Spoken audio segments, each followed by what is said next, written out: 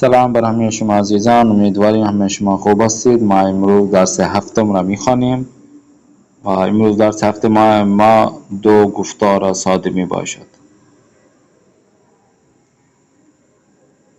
دو گفتگو جو نکی ہے کس نے؟ آغا سادی نے. گفتار یکم، پہلی جو گفتگو سادی نے فرمائی ہے وہ یہ ہے کہ وقتی به غرور جوانی بانگ بر مادر زدم، کہ جب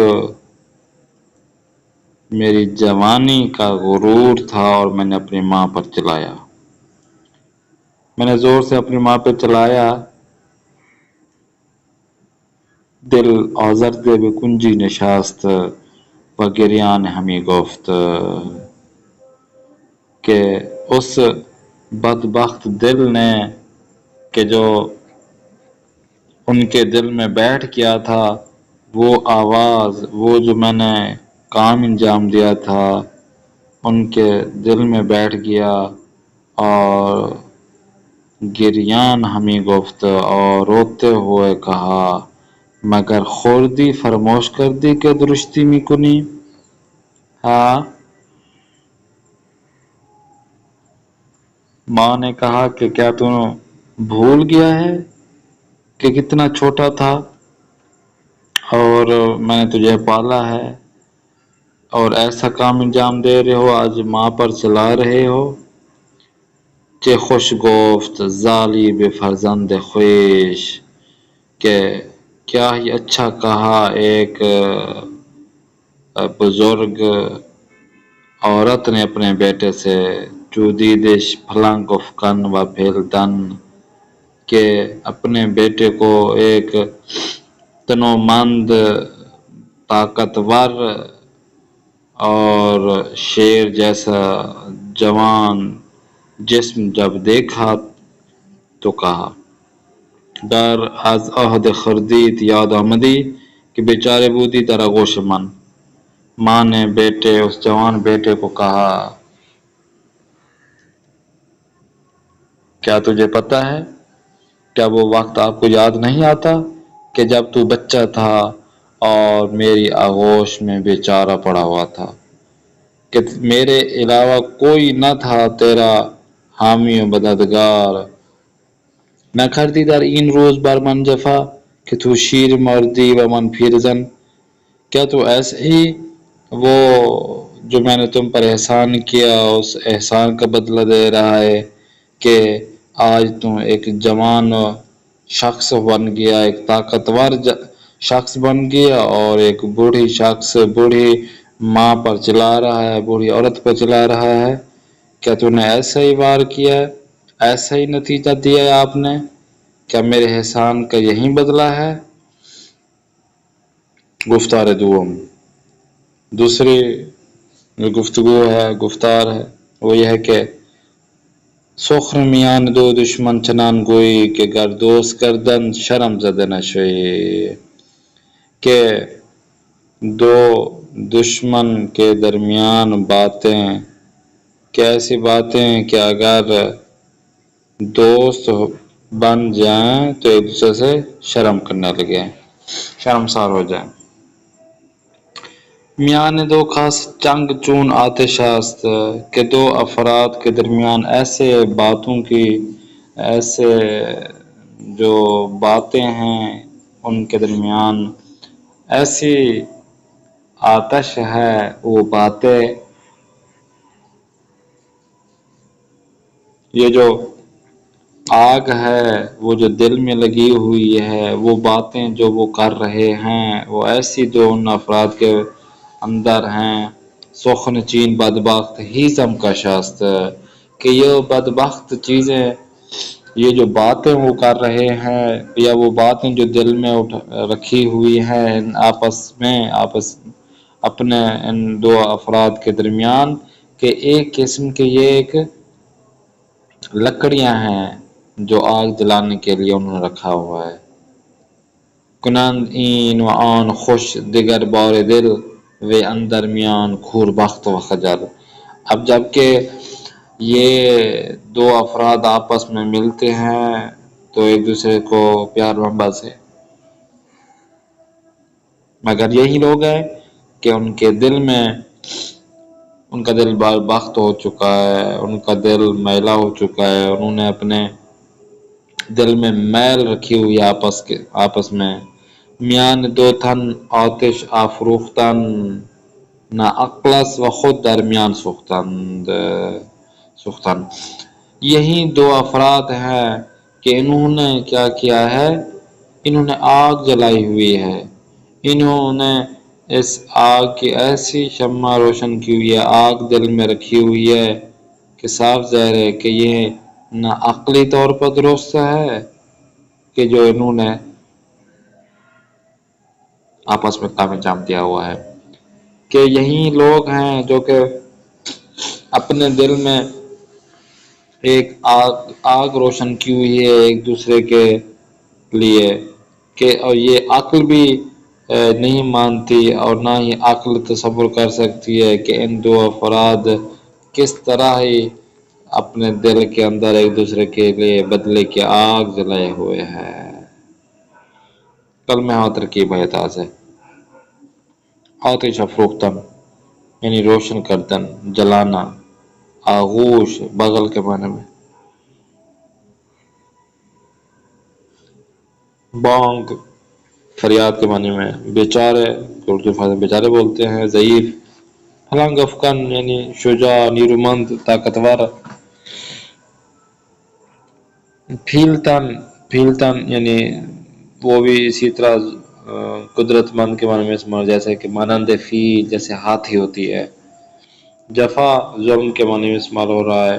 خجل خجالت شرمندگی، خوردی یعنی جب بچہ جب بچہ ہوتا ہے کچھ کی چھوٹا، درشتی یعنی گستاخی کے معنی میں، دل آزرد ناراحت غمگین کرنا، دل دکھانا کے معنی میں استعمال ہو رہا ہے۔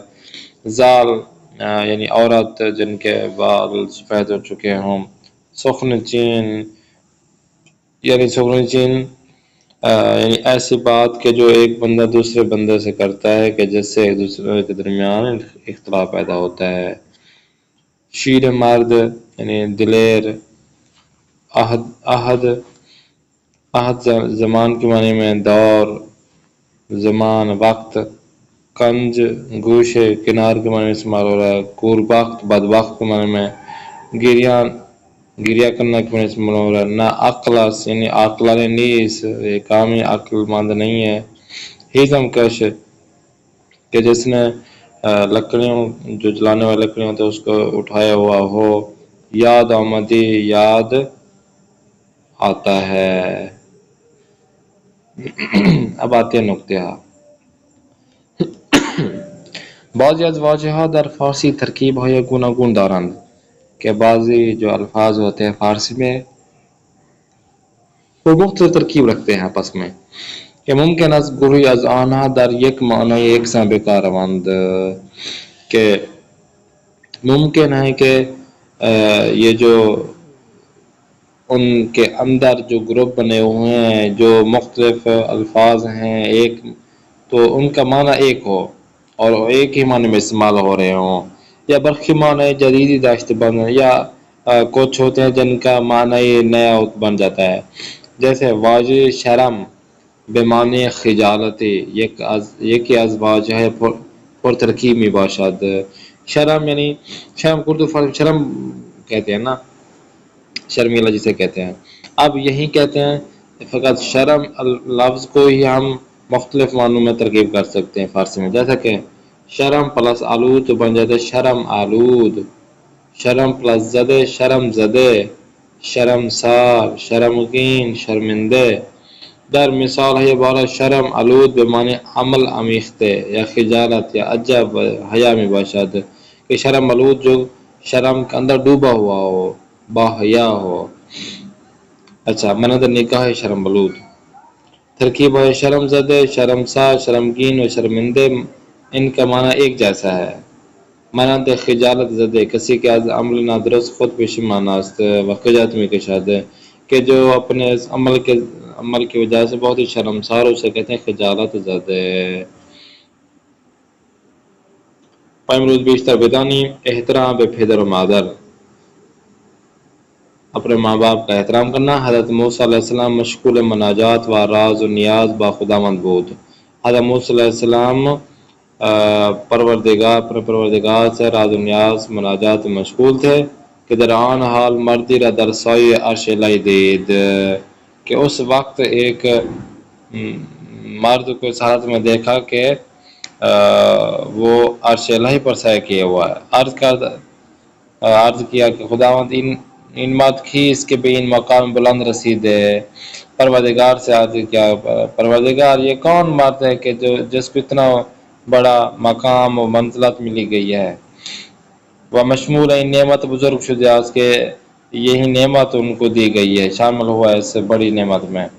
خداوند متعال در باسق فرمود، پروردگار نے اس کے حضرت موسیٰ کے سوال کے جواب میں فرمایا، ھذا کان بارا بوالدیہ ولم یمش بنمیمہ۔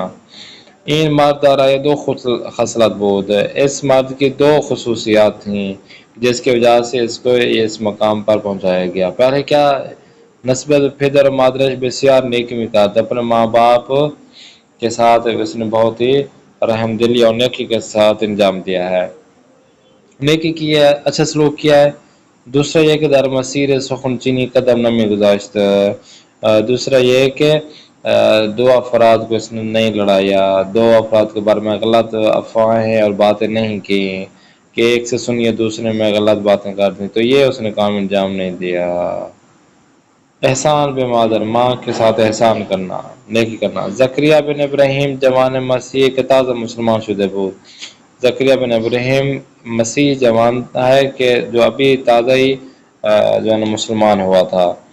خدمت امام صادق علیہ السلام مشرف شد، وارد کرد، امام صادق علیہ السلام کے محضر میں آیا اور عرض کیا، مادر پیر و نابینائی دارم کے مسیح است، کہ میری ماں ایسی ہے کہ جو ایک تو بزرگ ہے، دوسرا ایک نابینا ہے لیکن ہے مسیحی۔ آدھا فرمودن از مادرت مواظبت کن بے احسان نما وغیرہ ہے۔ حضرت امام جعفر صلی اللہ علیہ وسلم نے فرمایا کہ اپنے ماں کی دیکھ بھال کرو، اس پر احسان کرو اور وغیرہ وغیرہ۔ ہنگامی کہ زکریا نزد مادرش برگشت سعیقت و دستورات امام را اجرا کند و بسیار به مادرش مہربانی میکرد، کہ جب زکریا اپنے ماں کے نزدیک گیا، ماں کے پاس گیا تو کوشش کیا کہ مولا نے جیسے کہا تھا ان کے حکم کی تعمیل کرتے ہوئے ان کو بہت زیادہ مہربانی، پیار و محبت سے ان کے ساتھ پیش آیا۔ روزی مادہ در این بارے از او سوال کرد، ایک دن ایسا ہوا کہ ماں نے اس بارے میں اس سے سوال پوچھا کہ فرزندہ میرے بچے چھ چیزیں بیان شدہ کہ تو این طور بے من خدمت فدا کری میں کنی، کہ کیا ہوا ہے آپ کو کہ اس طرح تو میری خدمت اور نیکی کر رہا ہے، مجھ پر فدا ہو رہا ہے۔ زکریا گفت، ای مادر، مولای من کہ از نسل پیغمبر خاتم حضرت محمد مصطفیٰ صلی اللہ علیہ وسلم است، کہ یہ جو میرے مولا ہیں، اے میری ماں، یہ جو میرے مولا ہیں یہ رسول خدا حضرت محمد مصطفیٰ خاتم الانبیین کے نسل میں سے ہیں، ان کی اہل بیت میں سے ہیں، کہ بے من امر فرمود ہے کہ مجھے حکم فرمایا کہ خدمت گزار تو باشم کہ آپ کی میں خدمت کروں۔ مادر پھنسا سوال ہے گفت، ماں نے سوال کے جواب میں سوال کرنے کے بعد فرمایا، اے فرزند، دین اسلام بہترین دین است، کہ میرے بچے دین اسلام بہت ہی بہترین اور اچھا دین ہے، پس این دین را بے من بے مت مسلمان شمام، کہ یہ اچھا ہی دین ہے، کہ یہی اسی دین کو مجھے بھی بتاؤ اس دین کے بارے میں، اور تاکہ میں مسلمان ہو جاؤں۔ خوب، امید کرتے ہیں آپ کے کلاس پسند ہے کہ انشاءاللہ نیکسٹ کلاس میں پھر ملاقات کرتے ہیں۔ اپنے میزبان قاری محمد آصف عثمان کو دیں اجازت، خدا نگہدار شما باشد۔